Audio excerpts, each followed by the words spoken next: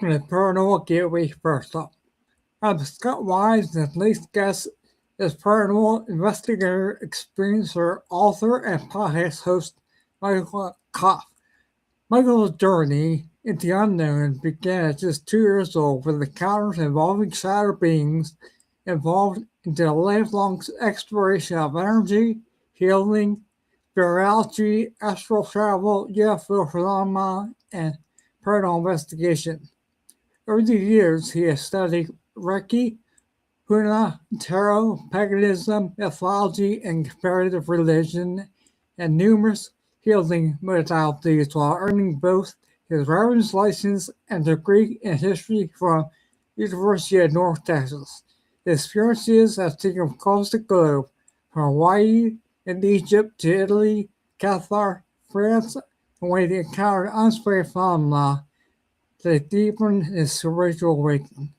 Michael is creator and host of The Energy That Surrounds Us, co-host of Paranormal Versus, contributor to Paranormal Publications, member of multiple investigation teams, and author of the Awakening book series based on his personal journey through paranormal and metaphysical work. Tonight we dive deep into consciousness, energy, and near-death experiences, UFOs, investigations, and mysteries that exist beyond ordinary reality. Without further ado, let's welcome Michael to the show. Oh, hi there.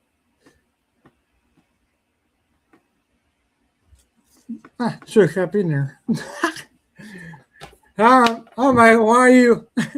I'm good. How are you? Thank you for having me. Hey, sure. Looking forward to having you on. Oh, my. Okay. Yeah, Yeah, I'm out of breath now, dude. it's been quite a journey. Yeah. It happened. So, a few questions before we get into some other things here. Um, what was it like your first paranormal experience from childhood? Your first memory? Well, the interesting thing is I grew up and I always had a feeling like there was something that happened to me that I couldn't quite put my finger on. And as a teenager, I started like remembering falling and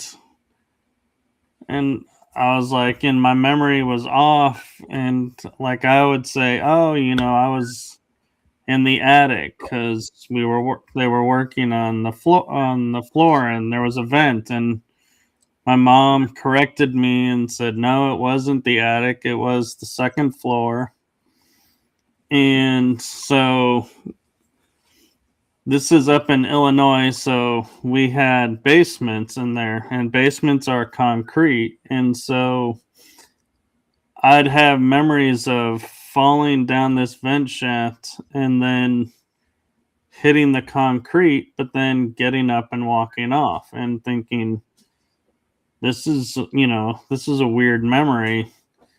And every time I would have this memory, I would go like, this and like rub my eyebrow. And I finally figured out my eyebrow got nicked by a wire. And so there's a spot on my eyebrow that doesn't have hair. Mm-hmm.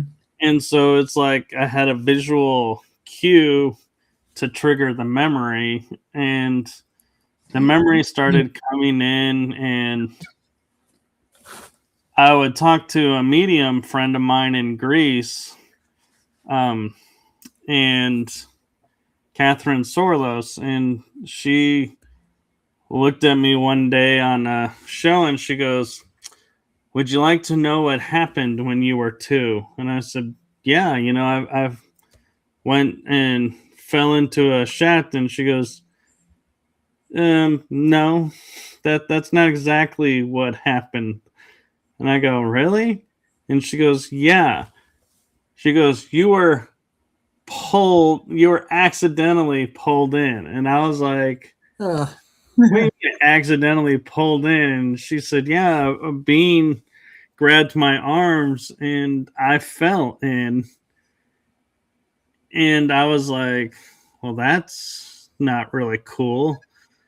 And then after she told me this and said there was a being that, pulled you in, I was like, okay, that makes sense, because I remember talking to the being about, doing this and stuff, to unfold later in life to help people. And she goes, yeah, that wasn't that person. A different being came and took you from that person, and that's the one you had the conversation with, and they put you on the ground and you were able to walk away, and your memory was blocked until now. And I said, oh, okay, that's really cool. And then my mom fills in a couple of years later. She goes, you keep telling this story, but in order for CPS not to be involved, you're missing some details. And I go, oh, what's the details? She goes, I had covered the hole over the vent with plywood, and we don't know how the plywood was moved when you fell in, but you shouldn't have been able to fall in. And I was like, well, that's really interesting. That adds another, paranormal aspect to it. And then she goes, and it was winter time. So you can picture, early 80s. The kids all look like little stars walking around in the winter with the winter clothes on. And she said, it's quite possible the fact that you were so padded for winter is why you didn't get hurt. And I was like, well, yeah, I guess that could be too. But she was like, that's when she told me you were on the second floor and you did fall to the basement. You were right about that. And all that did happen was your eye got clipped by a wire. But she was like, yeah, you had no broken bones, no bruises, no nothing. It's like nothing happened. And I was like, that's really cool and good to know.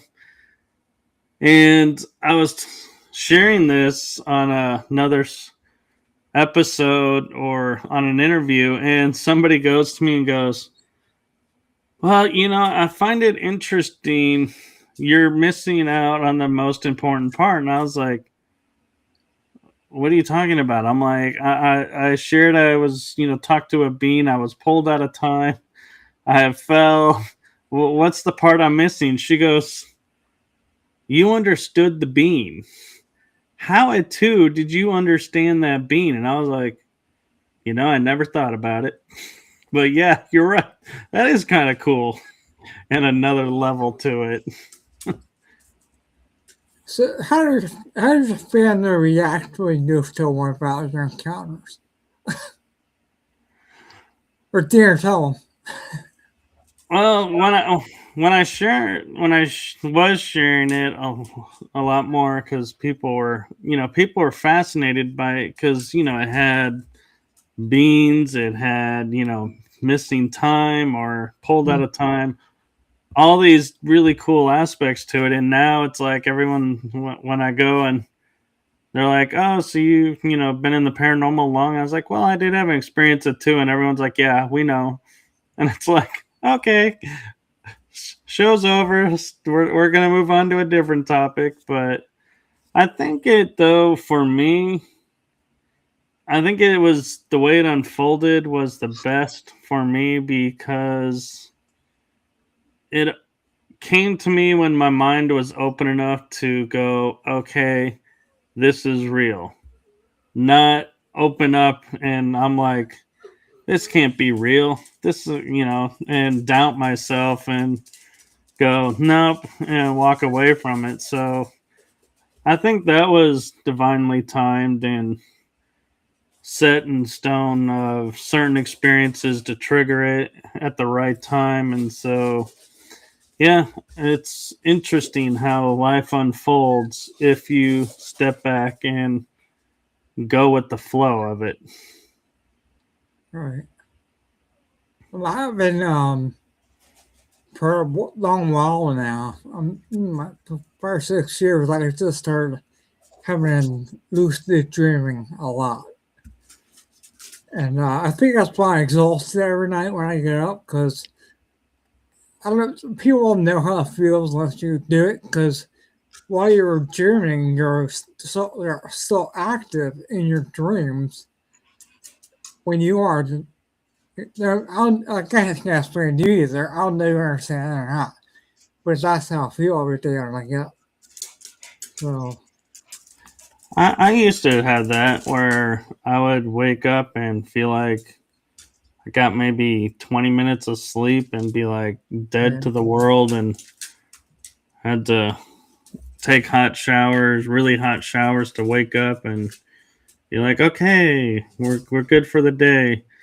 And what I figured out was for me, I do travel a lot in the astral realm and do a lot of out of body work at night. And so I needed a way to refresh myself before coming back. And I slowly started to figure out the astral realm is energy. So as we're taught in science, energy is created.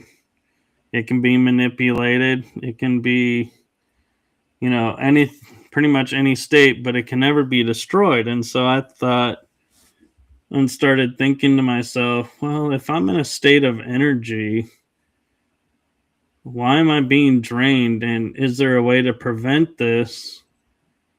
And I started to realize how the astral realm works. And I created a little pocket space that I would go to where I would be like, hey, I can see everything going on around me, but nobody seems to be able to see me here. This is kind of cool. And this is kind of like a sanctuary.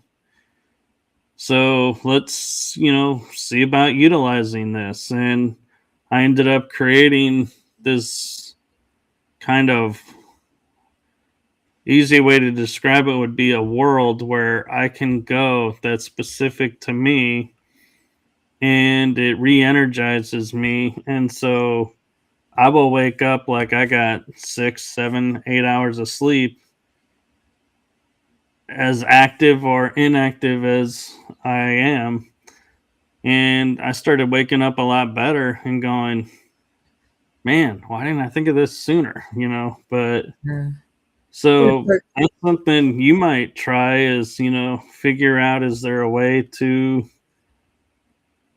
uh, you know, uh, rejuvenate before you come back. yeah. Um, it's weird because I'm in there and I'm actually participating while I'm in there doing stuff. It's weird, some of the stuff, but I don't know. I can't explain it really, but it's how Yeah. active I am because I know that I had like a few dreams for a while that I'm up in our family's cabin, and it's like almost every night I was like that for many weeks, but it's like almost every night, for me. But and I do see my friend passed away a lot, um, in my dreams. Yeah. In the astral realm, time runs different than it does here. And that's why I get a lot of times I'll be confused by time because my mind is still semi in the astral where I'm like, when I'm meant to be there, I'll just be there and it doesn't matter the certain time. And then it's like, wait, no, I'm on Earth realm. I need to be reminded of specific times of things. And I have like multiple calendars now being stored on my phone to alert me to stuff because I'm forgetting stuff because I'm I'm like running two different times and it gets confusing because here we go the sun rises and the sun sets, that's daytime, and when the sun sets to when it rises is nighttime. And I'm like, okay, but when you're on the astral realm, there is no sun up or sun down, and so time to me doesn't really exist out there, and so I can tap into loved ones that are no longer here and see them and communicate with them as if they were here, because in the astral realm I view time as being the past, present, and future in one moment, to where here on the earth realm we have the past is in the past, we're in the present, and the future we don't know what it looks like, so we don't really go there. But and so it's harder to see loved ones who are on the other side or transitioned to another world, because our mind frame isn't geared towards that. We're like, nope. Yeah. That's what I think might be happening because um, me and my wife recently go visit family friends, and then like I found out the one guy died, and I had to dream about him, and it was like real lucid. And when his wife died, the same thing happened. So I don't know. I see it now as well too in my dreams, but I don't know. It's just weird. So I'll explain this to you in metaphysics terms, because it might help you with your lucid dreaming.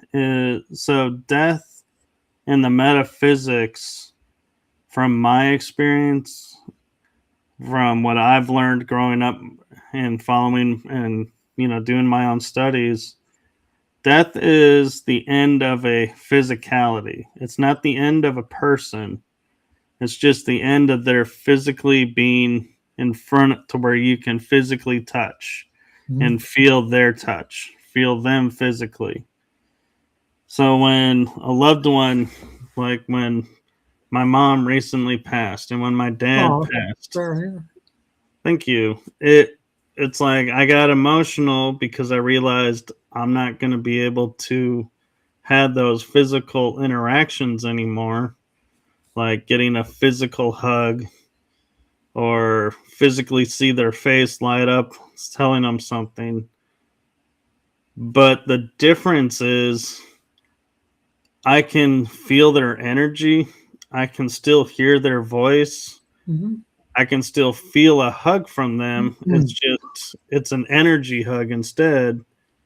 So they're not gone. They're just not physically here. And so that's what I mean when I say I'm mourning the loss of the physicality, not the loss of the person.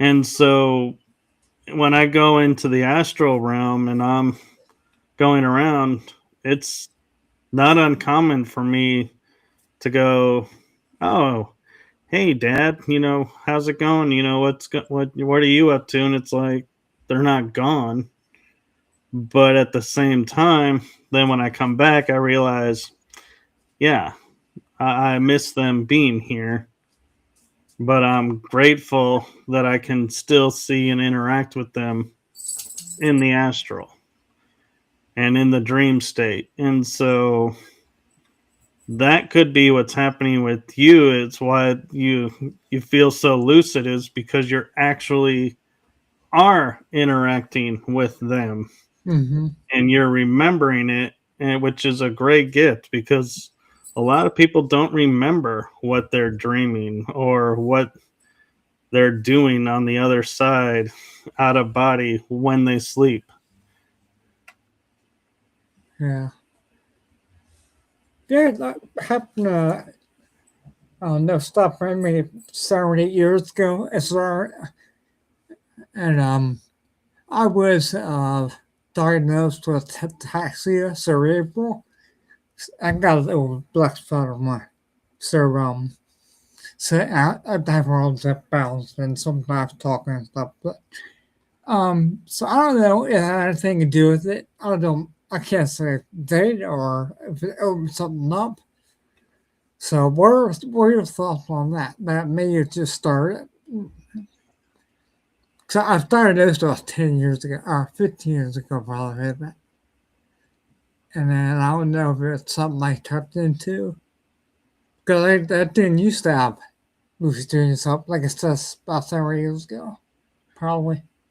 Well, it could be attributed to that, and it could also be, you might have been watching a program or watching something, and your mind goes, "Hey, that's really cool," and that is something I think we can do, and Hmm. it activated, and Well, that, you that makes sense because back where I lived about 20 years ago, I was very into that kind of stuff. Lucid dreaming. I always used to read about hypnotizing myself to see if I could find my past life. I tried doing that a long time ago, but it never worked for me.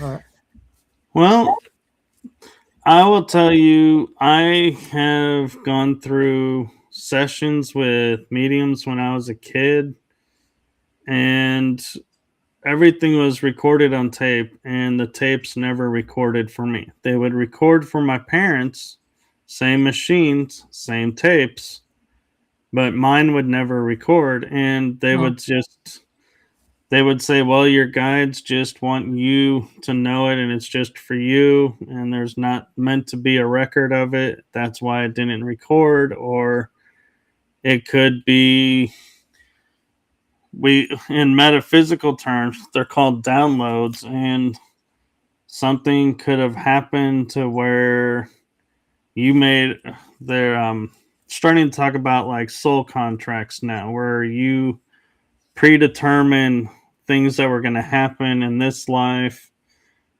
and when you were born you have no idea what they are, and they run on their own program. And so you could have had a contract of, hey, when I reach this age, I you know I'm going to tap into lucid dreaming. And the download came because it was that time. And all of a sudden, you are now able to lucid dream.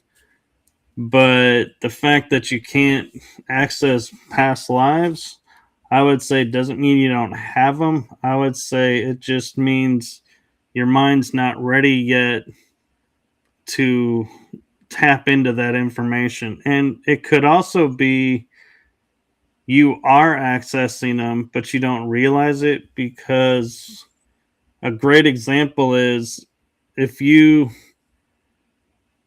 were, near water and you're like, oh, I never could swim. I hate the water. I'm definitely afraid of water. And then one day you get in the water and you start swimming, and everyone's like, what's going on? Well, you may have had a past life of someone who enjoyed being in the water.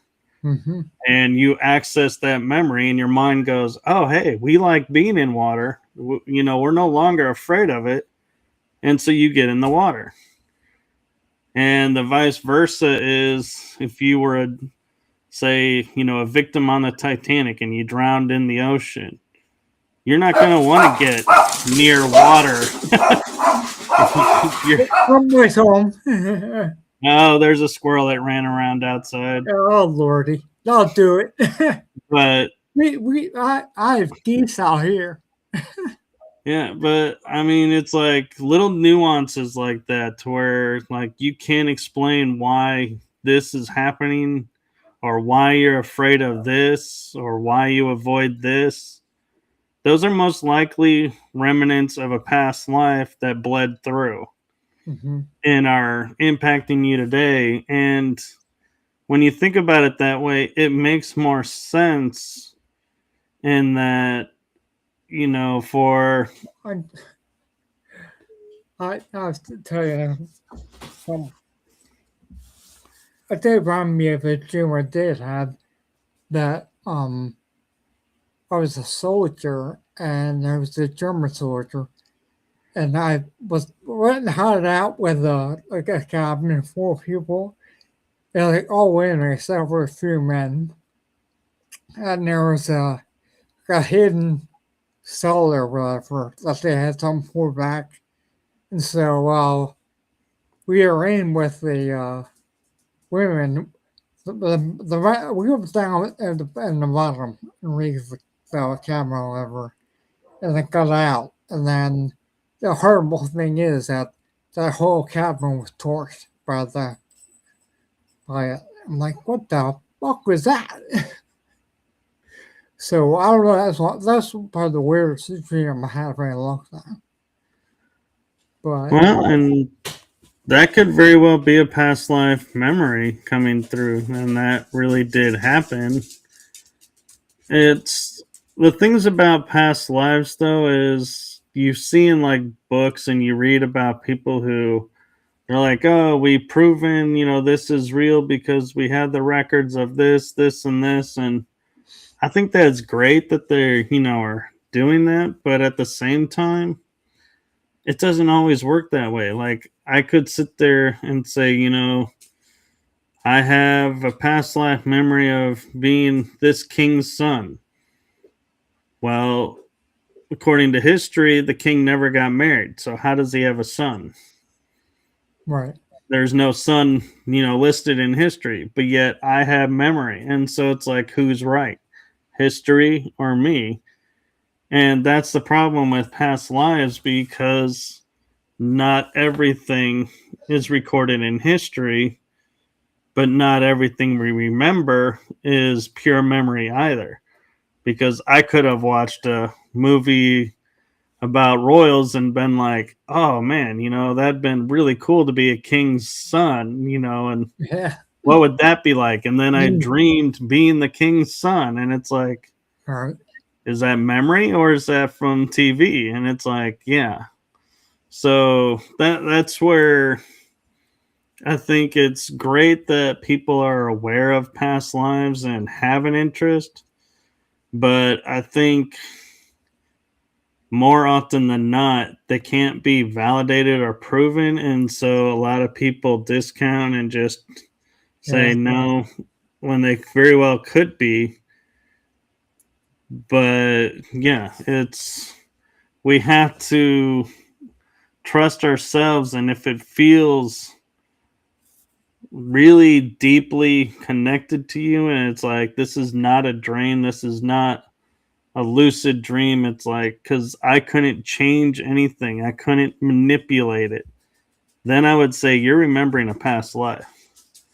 But if you can go in and you're like, oh, this guy was about to shoot this person and I changed the rifle to a water hose and he hosed the guy instead, yeah, that's probably, I would define that as you're having a lucid dream. yeah, So I hope that helps. yeah, yeah. It does, and uh, also was trying. I think there's more information. I read a lot of stuff on that, but I'm trying to find something that.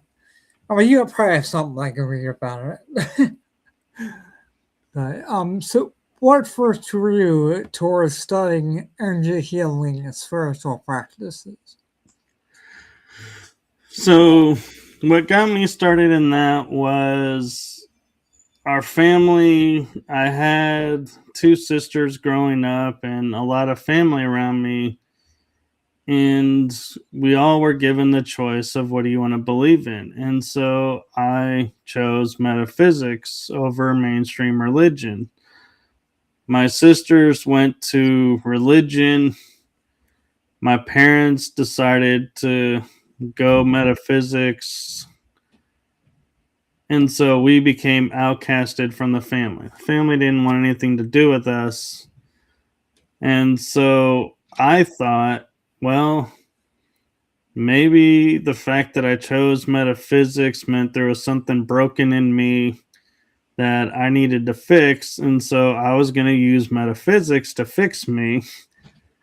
and in fixing me, fixing the family. And so that's how it started. And then I would learn Huna because I was like, well, this actually has protection in it. This has, I can raise my energy and I can manipulate my body in certain ways using energy and air and elements around me. And so this is actually useful. So I studied it for a while.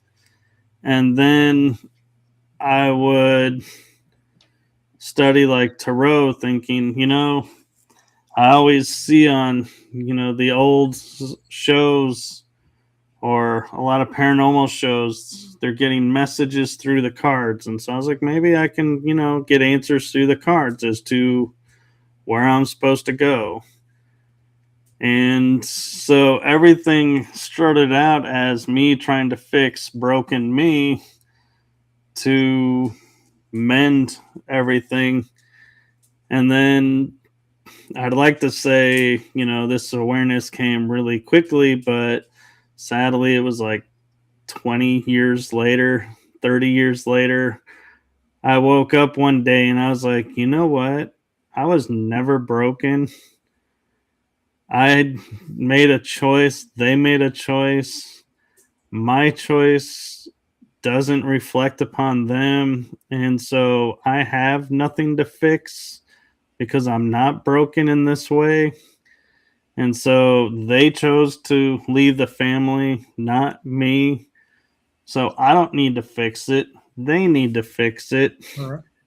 And this huge pressure and weight got lifted off of me. And it's like my whole mindset got clear. Like I had this clear and clarity, so to speak. And I was like, whoa, why couldn't I do this sooner? Because life feels so much better now.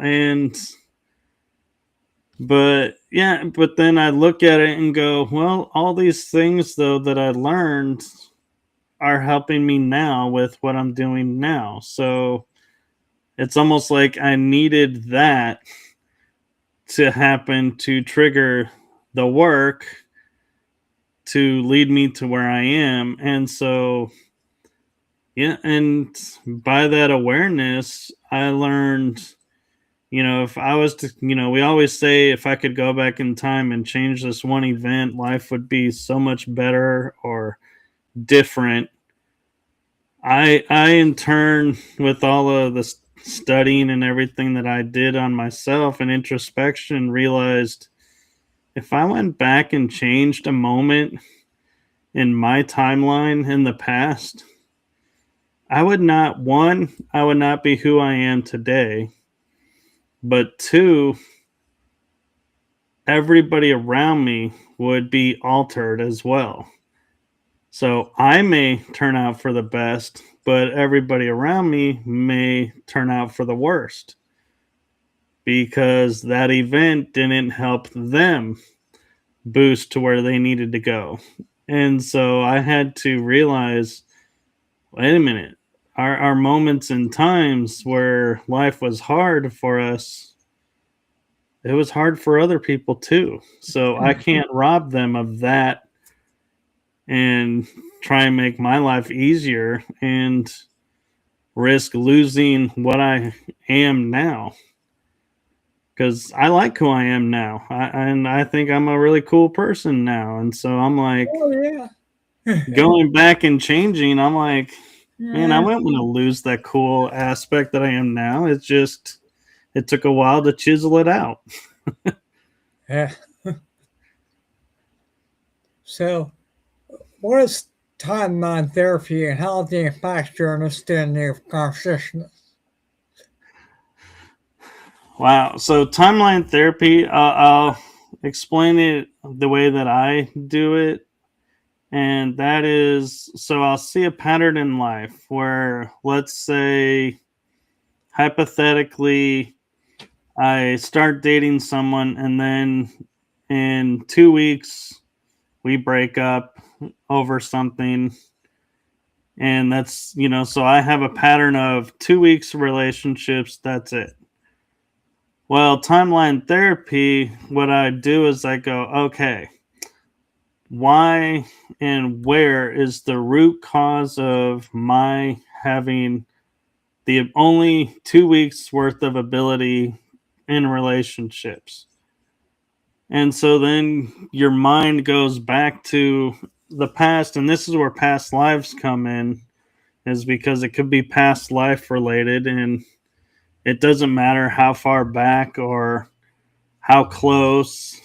It's You're just looking for the root cause, and that root cause may not be what you think it is. So it may be, I was a soldier in a Roman army and I got sent to war, and I died 2 weeks after we, got married or got together. Well, and then you look forward and, oh, well, here I was a guy at work and something happened to me, and I just happened to be at the 2 week mark of seeing someone, and I was killed, or they were killed. And so it's like, okay, so you get to the root cause, whatever it looks like, and you go, now what led up to this event? And you start to look at everything, in the visual stream playing before you, and then you look at the aftermath and you go, okay, so what's do you need to change? And I was like, well, the way I'm looking at this is wrong, because this isn't what I thought it was. It is something else that, she, yes, I died in battle, but she had already found somebody else. So Mm. my death did not cause her hardship. She left me first. So, so now am I doing it to protect myself from being, you know, left and abandoned by someone? And I go, well, but look at how happy she is, and look at how life was with us. We just were like, there was no real connection. We were just going through motion, you could say. So she did better by leaving me and going to this relationship, Mm. and had a much happier life. I had a happier life because I could see, there were other people going around, but I was still, focused on, I'm with this person, so I was being faithful. Well, that's a good thing, being faithful. So that explains why I don't have it in me to cheat on someone or date multiple people at the same time. That's a good thing. So keep that. Well, keep the fact that it was better for her and me that we split. Keep that positive. And then you anchor, or, and it may be like a tap on the shoulder, and you anchor that in. So whenever you go like this, it's like, oh, yeah, I remember the happiness in this situation. Well, then as you're coming forward, you watch how the energy ripples through, and that pattern is erased from your timeline, and it's a different pattern now. And so a way to look at it is, I may go and start a relationship and it's 3 weeks instead of 2 weeks. Same outcome, she leaves me to do something else, but hey, I went 3 weeks instead of two, so the pattern's changed. But what's the new pattern? Why now am I not still able to go the distance, like have a long term? Why is it still short? And so it builds on each other, and it's a moving target. And in life, we've heard of the term, it's like peeling an onion, there's always multiple layers. Well, that's an actual metaphysical term, is we actually view life as an onion where you have multiple layers. You never get to a core. And so it just allows you to see patterns in life and to learn from them and change them without changing who you are. It just changed how you react to situations, and you eventually get where you're wanting to go, but you got to do the work. And the work, people don't like the term work, or they don't like the term shadow work, because it's like that sounds dark and ominous. And I'm like, it's really not. It's just you looking at aspects of yourself and going, do I like this? Yes. Keep it going. Do I not like this? No. Well, how do I change it? And if it's nothing I can change, how do I change my reaction to it? That I can change. So if somebody, pushes your buttons and you're like, I'm tired of this, you could do the timeline therapy to where you don't react and you don't give him the reaction that he's looking for, and he'll stop because you're no longer feeding his ego or giving him the satisfaction of being reactionary. And you just, he'll come up and push the button and you're like, you know that used to really annoy me, but you know what, I'm okay with it now. I've gotten used to it. So have at it and don't take it on. And they will be like stunned and be like, what do you mean? What? Well, where's the fun in that? And what? And and at times they may even be like, hey, I didn't even realize I was being annoying. I thought I was being funny. So thank you for bringing that to my attention. And you have a much different outcome. That's the work being successful. And it could be, there's a term where things come out sideways, and you're like, so I've done a lot of relationship work. Well, but now work wise, I can't, it's the same thing. I can only work so much time and then I get fired, or I leave the job because it just no longer fits. Why is it always a specific time?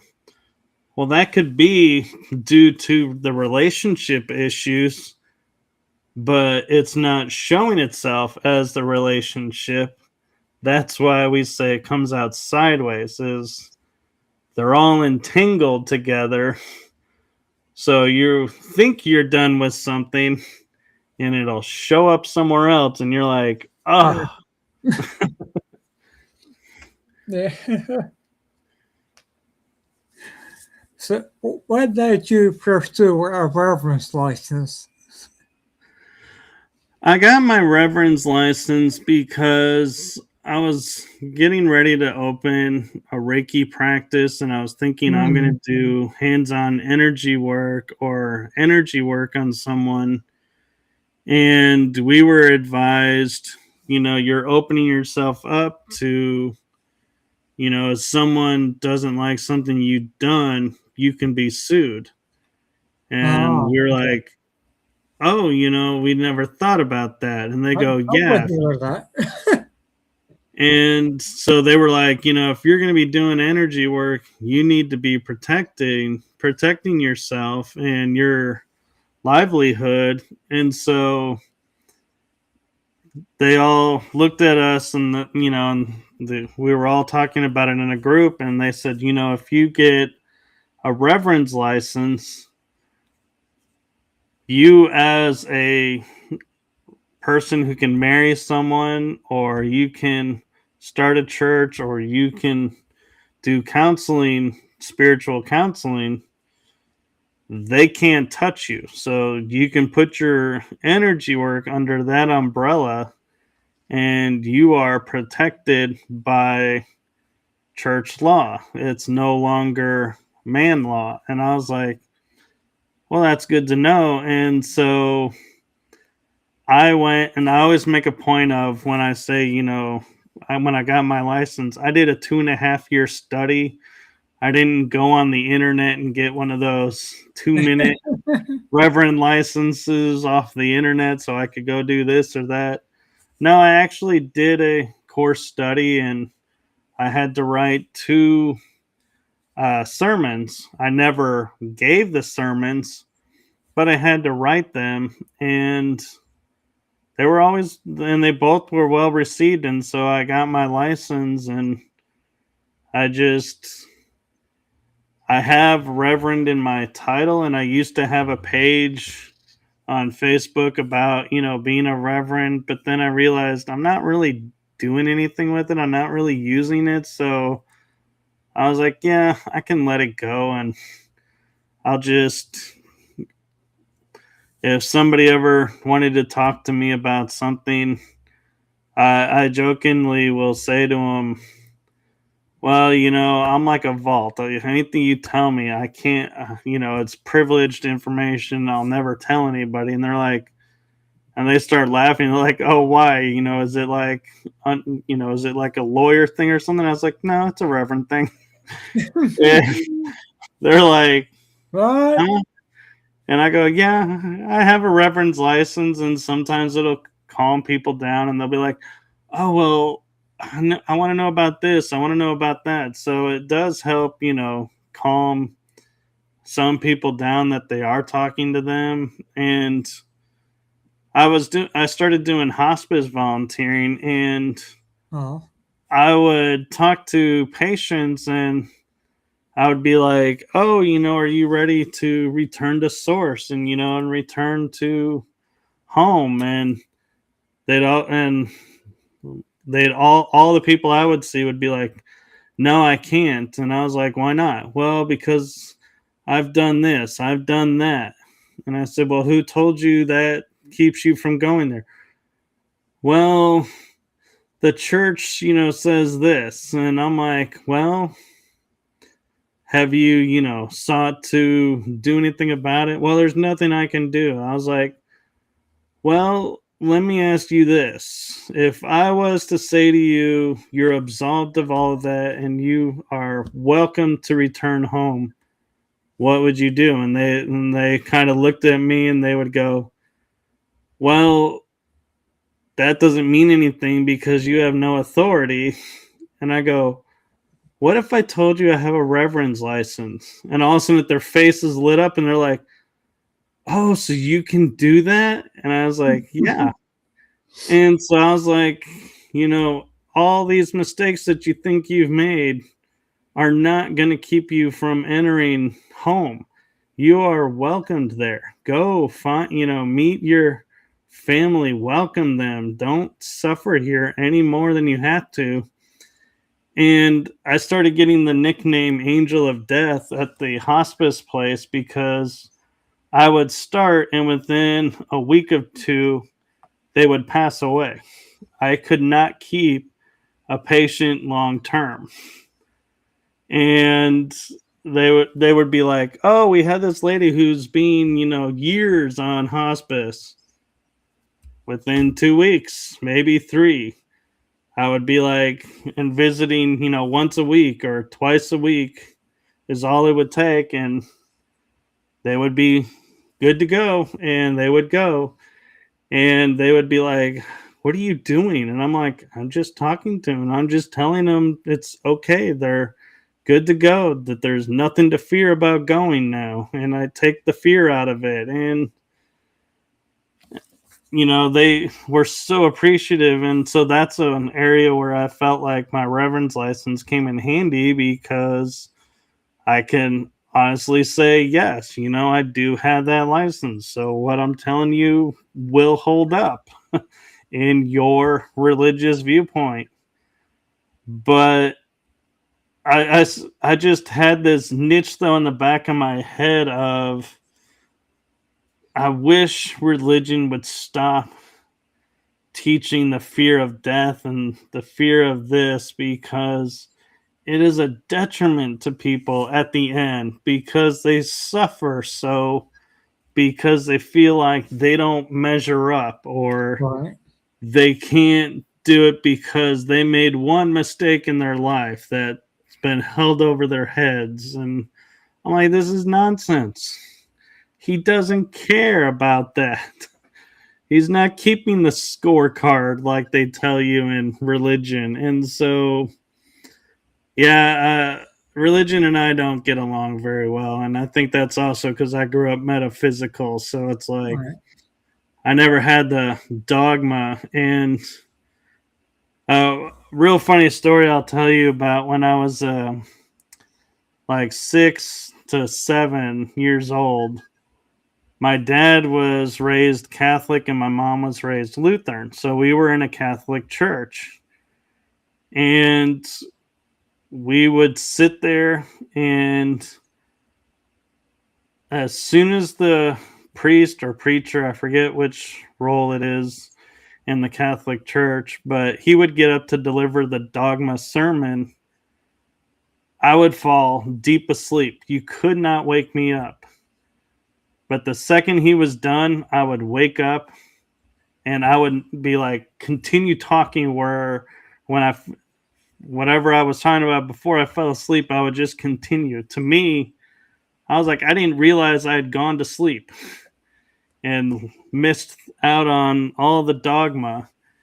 And I was in a mediumship circle one night, and I was like, I started laughing because I was thinking about this, and whoever was channeling at the time looked over at me and they go, "Yes, little one, you have an interesting question in your mind. You know, what share it with us." And I was like, "No, it's okay." And they're like, "No, share it."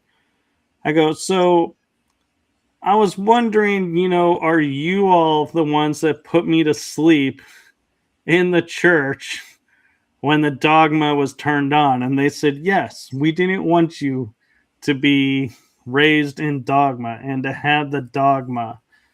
And so I was like, "Okay, that makes sense now. Cool. All right, mystery solved. Now I got my answer as to why I could never stay awake during the priest's sermon." And we finally ended up just quitting church because we're like, there's no point in going if it's just the social aspect. We don't need to go. But yeah, it was funny because it didn't matter who I sat next to, my mom or my dad or one of my sisters. I would be singing with them when they sang. I would be listening to the announcements. But when it came to the sermon, gone. Uh, do you believe that everyone can learn this has manipulate energy? Oh, I think so. I think everybody has it within them, and Yeah. it's just a matter of trusting yourself to use it and use it wisely. And by using it wisely, I mean you have to understand energy has frequency, frequency has power behind it. And so thoughts run on energy. And so if I sit there and we think about something, it could very well happen. And a coincidental funny story around that is on a family trip, my parents, my two sisters, and I left this restaurant in East St. Louis one day, and we're like, man, that food was horrible. I mean, and we're not foodie people, we're like, we'll eat a decent food on the road. We're happy. But the food just didn't agree with us. And we were like, man, this place was so awful. The service was so bad. And we all kind of laughed and said God would do a service to mankind if this, restaurant wasn't here anymore. Well, we drove down the road and we pulled into the hotel, and my parents would turn on the TV and to hear the news. The restaurant that we ate in got hit by a tornado after we left. Oh And God. so we started laughing and going, ooh, maybe we should tell people, before we eat there, make sure you give us your best food because your restaurant may disappear. Oh God. But we all joked about it and said, wow, we leveled the restaurant. Well, no, we didn't. It was just a coincidence, but there is that, a little bit of me, though, that wonders, hey, power of five people's thoughts all, at one certain point, was that enough energy to trigger an event? Maybe, maybe not, but it never happened again. But it was just a funny moment that everything was in perfect alignment to go, yeah, be careful your thoughts. Yeah. Um, we're getting close. For people just beginning on their own, spiritual parallel awakening, what advice do you give them? I don't know if I would actually even give them a book for a spiritual awakening experience. I would just sit there and say to them, have you ever thought, or ever been in a space where you felt somebody nearby you that's not around anymore, like your mom or your dad or your grandparent, and you felt it so strong that you're like, they're there, but they're not there. And if they go, yes, I'd say that's a spiritual awakening experience. It's Hmm. also a paranormal experience.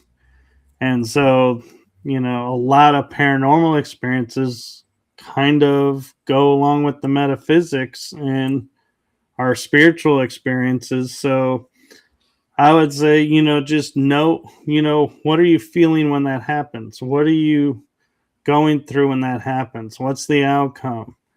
There's your awakening experience. Build on it, and find people who have gone through similar experiences. Because to me, talking and hearing other people's experiences trigger more than reading it in a book, because you could be reading a book and go, well, this was fiction, and write it off.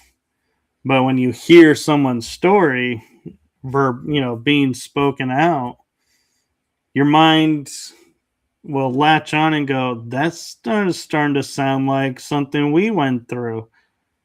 Wait a minute. There's something to this. Maybe, and then you will start to find the books, and you'll start to find like shows or different YouTubes maybe that coexist along with what you're thinking and broaden your experience. But you also, it's really important when you're awakening, and even if you've been awakened for a long time, you have to use discernment with resonance.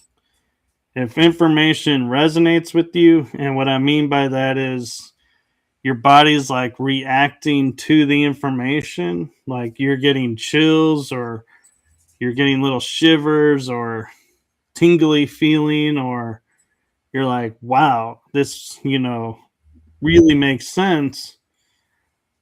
Go with it, research it some more, follow that. And if you listen to somebody and you're like, no, none of this, agrees with me, I don't agree with any of this, don't attack the person and say they're a fraud, because just because it doesn't resonate with you doesn't mean it's wrong. It just means it's not the right information for you. So just walk away and find something else. Right. So you want to know, um, uh, uh, talk about your website so people can go to it? I have up here in the corner. If people want to go there then for after the show. Yeah, and it does work. We checked it out before we started.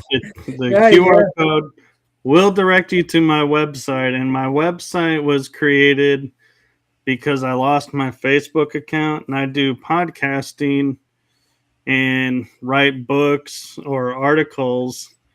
And so I created this website to keep everyone informed where I'm at, what I'm doing. And the funny story around the title, the webpage domain, was I thought I was putting in the keywords to search Hmm. for my website. And it turns out I was making my website title. So that's why it's Michael Kopf, Paranormal Investigator, and Podcaster.com. Is I thought I was doing keywords and I was actually writing the domain. And so I didn't want to have to pay to do it over. So I was just left it alone. And Yeah, it sure who's easier. Yeah, I have it also, I think I'll have to post and stuff, and sure it'll be on Spotify, it'll be on Amazon, it'll be on iHeart, and well, with YouTube, of course, and Facebook. So, very cool. And again, I am so grateful for this, I'll, experience and I'll definitely have, opportunity. I'll definitely have back or, um, yeah, I'll call your show sometime. I'd be happy to come back on anytime. Yeah, Just heck yeah. let me know when you have availability. Yeah, sure thing. It's about best having you on, damn it. Great how are you? Yeah, and I'm starting to write more, and I'm not investigating as much anymore, but I do Mhm. still go out and investigate. So I try to keep up with what's going on, and I'm trying to talk a team into right now of the fact of we can go to like a historic place and just walk around for a couple hours and be like, hey, we just investigated. What did we feel? What did we, come across? We don't have to use equipment, and it can be in the daytime or nighttime. And so trying to broaden horizons and do investigations in different ways because some places don't allow it. And so it's like, well, I respect that. But at the same time, if you have, say, a medium with you, they don't have an on off switch. So they're going to walk through and they're going to pick up on stuff. So you're going to get an investigation through having one of them with you, even though you're not allowed to use equipment because they're a walking equipment. So that's just something I'm like starting to toy with is going, yeah, do we rely too much on equipment or do we trust our senses and go, hey, look, we just did this and look what we got? And some of us are in agreement over some stuff and some of us aren't. And hey, that's what happens on an investigation with equipment. So still works. That's cool. What's that? Back to tonight. I gotta get one. My dog has to go out. Okay. Well, I Yeah, got two over here, as you heard yeah, earlier. yeah, dude. So, there's that Black Through Night, like I said, but it's Spotify, Facebook, Amazon, and iHeart. So, you can check that out. And I'll get with you after the show. After I take care of things, and I'll send you links and stuff, so everything. So, Okay, thank you. Because yes, I will put it on my website, and if you give me the links to your locations, I'll put them on my website so oh, people go to check your stuff out as well. definitely. I'll do that. Oh, thanks again, home. and I'll catch you later. Like Yeah. so, we'll keep in touch. Yes, definitely. Thank you. And have a wonderful night and have some fun with your little ones. Okay. Yeah. Okay. All Take right. care. Bye bye, everyone. Bye. Bye.